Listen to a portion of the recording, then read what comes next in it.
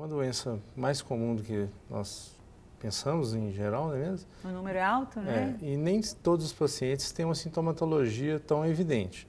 Então, existem graus diferentes, né? Existe também aqueles casos que é uma doença, digamos assim, que é o único problema que o paciente tem é a intolerância à lactose e algumas vezes não, ela pode vir acompanhando outra doença do intestino.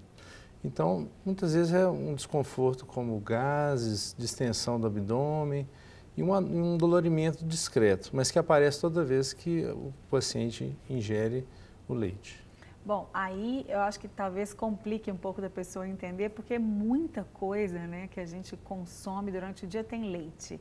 A pessoa come um bolo, come um certo tipo de pão que leva leite. Eu acho que essa é a dificuldade do paciente. Mas eu não tomo leite, né? Como que eu tenho isso se eu não tomo leite? Aí esquece que come o queijo, consome iogurte, aí tem um bolo que vai o leite, né? Ou a sobremesa do final de semana, né? Sorvete. Né? Biscoitinho. Biscoitinho. Quer dizer, muita coisa. Então a pessoa às vezes ela pensa assim, o que eu comi que me fez mal? Não comi nada de diferente, né? Se ela sente aí os sintomas que você disse, gases, desconforto, comi nada de diferente, eu não comi fora, não comi uma coisa, né, que eu pudesse pensar que me fizesse ter um mal-estar, mas é por causa disso. Existem outros sintomas que a pessoa pode prestar atenção e principalmente também que a gente tem visto hoje que por causa da informação, os pais já estão mais atentos e começam a perceber também nas crianças. Os sintomas das crianças, eles são os mesmos dos adultos e quais outros sintomas também a gente pode perceber?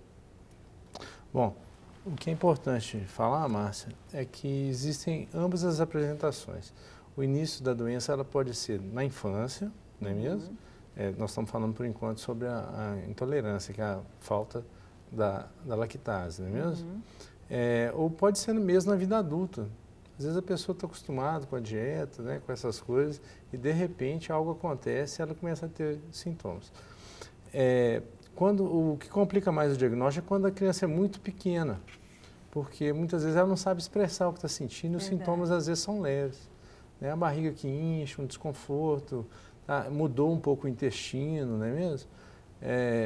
E no adulto não, a pessoa já acha assim, algumas vezes ela acha que é uma gastrite, ou é uma diarreia que vai e volta. Mas o que é mais comum de acontecer é a sensação de gases e a barriga distendida, tá certo? Já no caso da alergia à proteína do leite, tá? O paciente ele pode ter, inclusive, manifestações que não são do aparelho digestivo. Pode, por exemplo, apresentar erupção na pele ou nas mucosas, né? Na boca, coriza e outros sintomas, além dos sintomas digestivos também podem estar presentes. E nem sempre precisa ter, como você mesmo já citou, ingerido leite. Olha só, interessante, a gente tem que ficar atento mesmo, né, Carolina? E assim, às vezes as pessoas elas desconfiam, porque hoje tem bastante informação sobre o assunto, falar, eu sinto algum desconforto, passo mal, acho que eu vou tirar o leite para perceber. E às vezes não dá um tempo suficiente para que tenha um reparo do organismo, né? Muitas vezes as pessoas chegam, não, eu tirei o leite, Carol, mas não fez diferença. Não fez diferença. Então, assim, o mínimo que eu peço no consultório, né? E aí eu acho que vai de cada profissional o tempo, para começar a perceber se faz um pouquinho de diferença, pelo menos uns 15 dias, incluindo o final de semana, porque o bicho pega no final de semana, né? Quando come, às vezes, fora de casa, às vezes vai comer um purê fora de casa e esquece que talvez aquele purê tenha leite ou tenha queijo. Creme de leite. Exatamente, na composição. Então, pelo menos esses 15 dias para ela começar a apresentar talvez algum sinal de melhora. E outra coisa, além de retirar o alimento, tem que tratar o organismo, né? Porque a lactase, ela é uma enzima que ela é produzida como se fosse na camada mais superficial do intestino. Então, às vezes, esse intestino está maltratado por outros motivos, né? E aí, à medida que você retira a lactose, você sente um conforto, mas não trata a causa inicial do problema, que às vezes é um problema mais intestinal. Então, dá um tempo para poder também fazer um reparo. Eu percebo muito isso. Às vezes o paciente ele vem com o diagnóstico, está sem o leite, mas ele continua com desconforto, porque ele tirou o que estava fazendo mal, mas ele não tratou. né? Você perguntou sobre os sintomas, a lactose é muito clássico ser gastrointestinal, a alteração, né? Agora, sistêmico, eu tenho, hoje eu acho até um pouco de dificuldade da gente chegar a uma conclusão, a alergia da proteína do leite de vaca, porque a gente tem basicamente 2 tipos de alergia. Uma alergia que ela é imediata, essa que você falou, a pessoa consome e tem uma reação muito rápida, e tem uma alergia que ela é tida como tardia, que ela pode aparecer a 3, 4, 5 dias depois até. Se você consome diariamente esse alimento, como é que você vai desconfiar dele? Confunde tudo. Né? Quando você tem uma reação, você fala, o que eu comi de diferente? Você nunca vai desconfiar do queijinho que você come todo dia no café da manhã, né? Então, dentro da minha prática, o que eu faço no consultório padrão ouro hoje, diagnóstico de dieta, ainda é a dieta. Então, a gente retira, observa, volta, observa, né? Porque às vezes o paciente está com tanto desconforto que vale a pena fazer isso, né? Para ver se ele tem alguma relação com isso. E podem ter outros alimentos também, né? O leite sendo secundário, né? Apenas a esses desconfortos. Aí tem que investigar. No caso da alergia à proteína do leite, ela é o mesmo mecanismo imunológico, né? Uma reação alérgica mesmo, como a qualquer outra substância, tá certo? Então, como uma pessoa pode ter a poeira, ácaros, a pessoa tem exatamente a proteína do leite. É muito comum surgir na infância esse quadro, tá certo? Diferentemente da intolerância que pode surgir na infância ou na vida adulta. É um mecanismo ligado a fatores genéticos mesmo, não é mesmo? Isso está bem esclarecido na literatura. E você perguntou quanto ao tratamento, etc. e tal. O tratamento preconizado mesmo é abstenção total do alimento e, digamos assim, que é uma doença que tem controle, tá certo?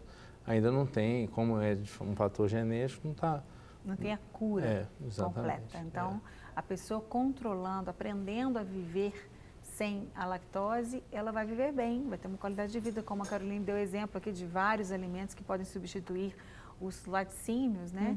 E realmente é uma readaptação. E às vezes a criança também apresenta precocemente isso por uma imaturidade do sistema da criança, né? Porque a gente acha que quando a criança nasce, ela já está completamente formada. Né? Dentro da linha de trabalho que eu sigo, a gente faz a introdução alimentar respeitando essa imaturidade. Então, a gente monta um cardápio de introdução alimentar para a criança, são 3 cardápios, que é de quando ele começa a comer, né, quando a criança começa a comer, até o nono mês, do nono mês ao primeiro ano, e um cardápio que dura um ano inteiro. E a partir do segundo ano de vida, ele começa a comer.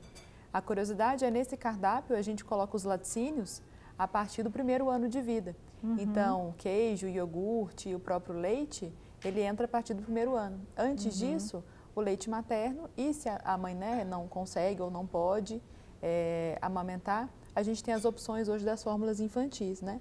Eu acompanhei um caso de uma criança alérgica à proteína do leite e, com o tempo, realmente, quando essa criança completou o segundo ano de vida, ela já tolerava algum nível, né, de contato com a proteína do leite. Que bom. Então, o que a gente aprende é que o contato não é diário. Então, ela não consegue, talvez, consumir diariamente, né?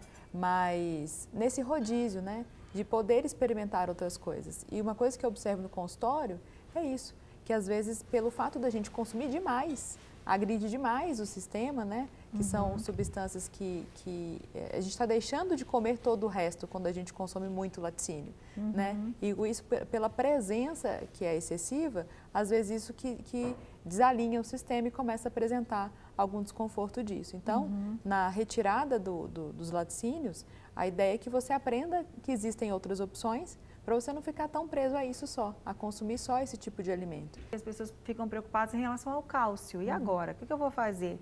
Não vou tomar nada de leite, não vou dar nada de leite para o meu filho. Como eu vou repor? Como eu vou substituir o leite? Quais são os alimentos, então, que são ricos em cálcio, que as pessoas podem utilizar? Sobre cálcio, eu acho 2 informações muito importantes. Primeiro, que a biodisponibilidade, o que significa isso? O tanto de cálcio que a gente retém do cálcio do leite de vaca é muito baixo. A gente absorve 30% daquele leite. Então, realmente, fonte alimentar principal fonte de cálcio é o leite, mas fonte que a gente absorve são as fontes mais vegetais. Então, é interessante que a gente consuma grande quantidade desses outros alimentos. Então, os folhosos verdes escuros, o gergelim é uma excelente fonte de cálcio, a gente não tem muito hábito de utilizar, né, o gergelim, que pode ser colocado na forma de pasta ou na alimentação, numa salada, por exemplo, numa torta, num suco, podendo ser utilizado. A semente de melão, ela também tem bastante fonte de cálcio. Todas as leguminosas, feijão, grão de bico, lentilha, a ervilha, a vagem. Então, eu sempre falo que a variedade sempre ganha, né? E quanto mais a gente poder variar esse cardápio, a gente não tem deficiência disso, né? E a questão é que o leite também, ele acidifica um pouco o corpo por ser fonte de proteína. Isso pode acabar até retirando, para equilibrar essa reação, retirando o cálcio do osso.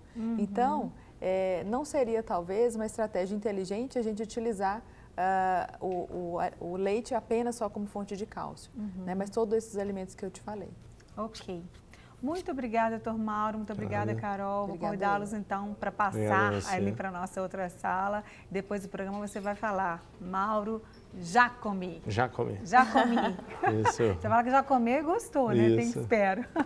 Obrigada, viu? Aprendemos bastante. Eu espero que os nossos telespectadores também estejam aí mais atentos. E principalmente, que eu gosto de falar sempre quando a gente fala de saúde aqui no programa, a gente não se automedique, não procure comer. Ah, então tá bom, vou tirar isso e colocar aquilo. Procure os profissionais, procure o médico, procure o nutricionista, porque eles vão te ajudar a fazer a coisa certa, o que vai trazer mais qualidade de vida para você e para sua família, viu?